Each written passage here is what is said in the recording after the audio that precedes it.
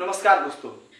नालंदा विश्वविद्यालय प्राचीन भारत में उच्च शिक्षा का एकमात्र और महत्वपूर्ण केंद्र था।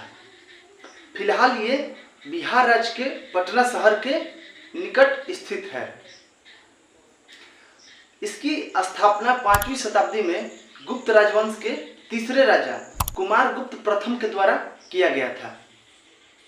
उस वक्त विश्व का यह प्रथम पूर्णतः आवासीय विश्वविद्यालय था और फिर 9वीं से लेकर 13वीं शताब्दी तक इसे अंतर्राष्ट्रीय विश्वविद्यालय का दर्जा भी प्राप्त था। दोस्तों, अब आइए इस विश्वविद्यालय के अंदर के बारे में कुछ जानते हैं। तो आपको बता दें कि 7वीं शताब्दी में चीनी विद्वान यात्री हुन त्सांग और इत्सिंग भारत आए थे सांस्कृतिक और दार्शनिक ज्ञान प्राप्त करने के लिए, और वो नालंदा विश्वविद्यालय में बहुत दिनों तक रह के ज्ञान प्राप्त किए थे। और इतिहास में उनके उल्लेख से पता चलता है कि नालंदा विश्वविद्यालय में उस वक्त 20,000 छात्र पढ़ते थे और 2,000 के करीब शिक्षक और 2600 के करीब आचार्य थे उसमें।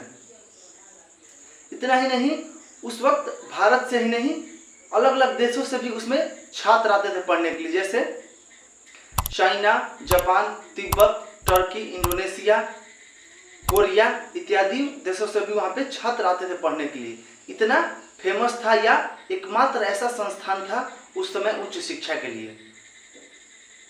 और बता दें कि उस विश्वविद्यालय में एक बहुत विशाल 9 मंजिला पुस्तकालय था, जिसमें कि अनुमान के अनुसार 90 लाख पुस्तकें थी।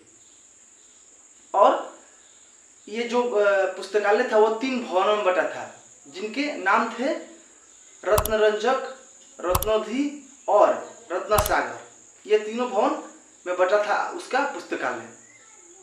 दोस्तों, ये तो रहा इसके बारे में, इसके अंदर मतलब विश्वविद्यालय के अंदर के बारे में। अब इसके शिक्षा पद्धति को समझते हैं।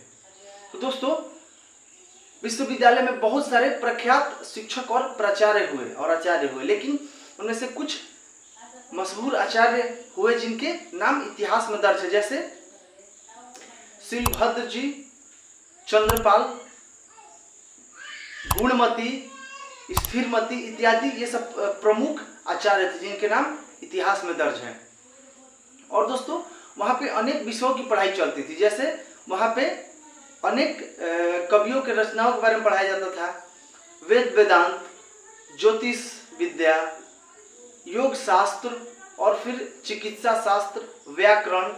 इतना ही नहीं, बाद में जब नालंदा में खुदाई की गई तो वहाँ पे कांस्य की मूर्ति जब प्राप्त हुई, तो कुछ विद्वानों का यह अनुमान था कि वहाँ पे कांस्य की मूर्ति बनाने की विज्ञान की भी पढ़ाई चलती थी।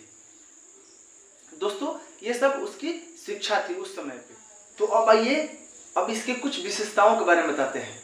जैसे विश्वविद्यालय में जितने भी छात्र रहते थे उन्हें मुफ्त खाना, मुफ्त रहना, मुफ्त वस्त्र, मुफ्त चिकित्सा इत्यादि सब कुछ मुफ्त में दिया जाता था।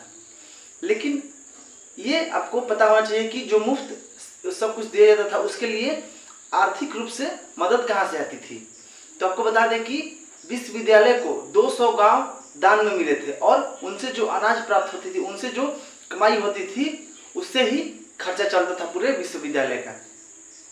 और दूसरी इसकी जो विशेषता थी वो आपको बता दें कि जैसे आज यूनिवर्सिटीज़ में, जैसे इग्नू हो गई और बहुत सारी यूनिवर्सिटीज़ में एडमिशन के लिए हार्ड एंट्रेंस एग्जाम होता है, वैसे ही उसमें भी एंट्रेंस एग्जाम होता था, और वो 3 फेजेज में होता था। और इतना कड़ा इंटरव्यू एग्जाम होता था, एंट्रेंस एग्जाम, कि केवल गिने चुने मेधावी बच्चे ही उसमें सिलेक्ट हो पाते थे। इसीलिए वहाँ पे दुनिया के सबसे तेज बच्चे वहाँ पे पढ़ते थे। अब दोस्तों, आपको बताते हैं कि ये नष्ट कैसे हो गया, इसके पीछे कहानी है एक। आपको बता दें कि तिब्बत के इतिहासकार तारानाथ और एक मुस्लिम इतिहासकार मिनहाज के द्वारा इतिहास में ये बताया गया है कि वहाँ पे मुस्लिम के आक्रमणों द्वारा वो नष्ट किया गया। लेकिन सबसे पहले आक्रमण वहाँ पे हुण के शासक और एक राजा था मिहिर कुल, वो सबसे पहला उस पर आक्रमण किया था, लेकिन उससे उतना प्रभाव नहीं पड़ा था। लेकिन दूसरा जो आक्रमण हुआ था वो बख्तियार खिलजी के द्वारा हुआ था। इसके पीछे कहानी है कि कैसे वो वहाँ पे आक्रमण किया और क्यों किया। दरअसल उसे एक रोग हो गई थी और वो ठीक ही नहीं हो रही थी, मतलब पूरे देश का भ्रमण कर चुका था और उसे कहीं अपने रोग का इलाज नहीं मिल पाया।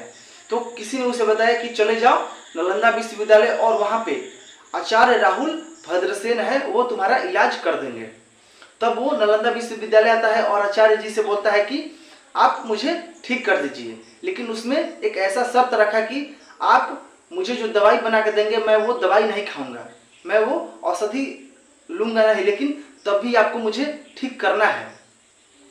तब भी आचार्य भद्रसेन ने उनसे कहा कि ठीक है, तुम मुसलमान हो और मैं तुम्हें कुरान देता हूँ, रोज 2-4 पन्ने इसके पढ़ना, ठीक है। तो उसने बोला कि ठीक है। तो वो उसको कुरान दे दिया और वो रोज 2-4 पन्ने पढ़ता रहा और कुछ दिनों के बाद वो अपने आप उस इलाज उसका हो गया और वो ठीक हो गया। तब जो बख्तियार खिलजी था वो आचार्य से पूछता है कि आपने ऐसा कैसे कर दिया। तब वो उन्होंने बताया कि जो यहाँ की औषधि है उसको मैंने जो ये कुरान के पेजेस में पन्ने में लपेट दिया था, और जब तुम उसको पढ़ते थे तो तुम उसके पन्ने को टच करते थे तो वो तुम्हारे शरीर के अंदर जाता था, और जब तुम श्वास लेते थे उसके द्वारा भी वो औषधि तुम्हारे शरीर के अंदर जाती थी और तब वैसे तुम ठीक हो गए। तब वो जो बख्तियार खिलजी था वो आश्चर्यचकित रह गया कि ऐसा महाविज्ञान और महाविद्वान यहाँ पे क्या कर रहे हैं और ये हमसे आगे कैसे हैं, और इसी गुस्से की वजह से वो वहाँ पे आक्रमण कर दिया और सब चीज़ को नष्ट कर दिया और जला दिया।